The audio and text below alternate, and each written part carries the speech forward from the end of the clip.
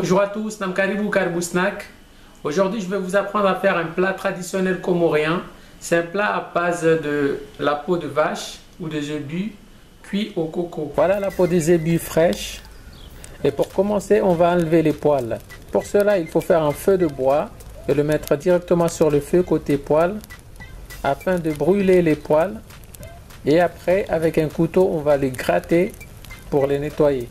À l'époque, quand il n'y avait pas de congélo, pour la conserver très longtemps, on l'assaisonnait avec du sel avant de la faire cuire et enlever les poils. Et après, on la suspendait au-dessus de la cuisine. Ainsi, avec la fumée, ça empêchait les mouches de venir et on pouvait la conserver très longtemps. Une fois les poils grillés, je vais ensuite la gratter avec le couteau pour enlever toutes les poils. Vous pouvez déjà la consommer à ce stade si vous avez des bonnes dents. Mais pour cette recette, on va la ramollir. Dans un premier temps, on va la mettre dans l'eau.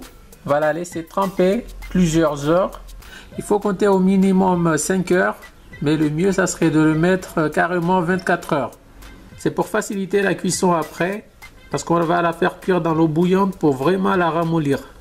Après l'avoir laissé tremper plusieurs heures, je vais ensuite la cuire dans l'eau bouillante.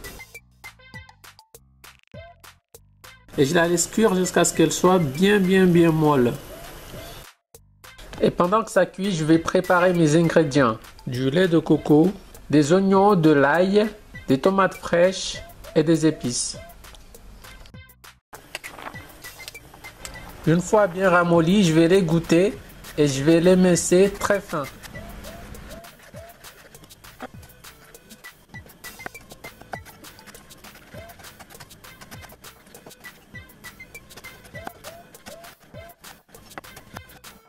Une fois mes ingrédients prêts, je vais ensuite terminer ma recette. Dans une casserole que j'ai mis à chauffer, j'ai mis l'équivalent d'une cuillère à soupe d'huile. Ensuite, je rajoute les oignons. Je vais faire suer. Ensuite, les épices.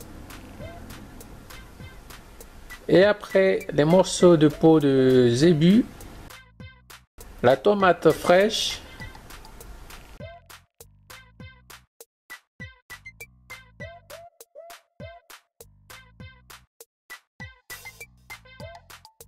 Et enfin, le lait de coco.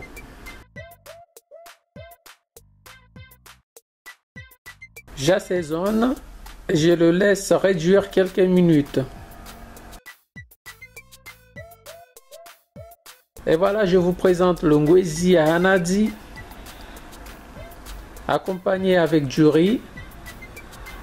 Je vous dis donc bon appétit et à bientôt pour de nouvelles recettes.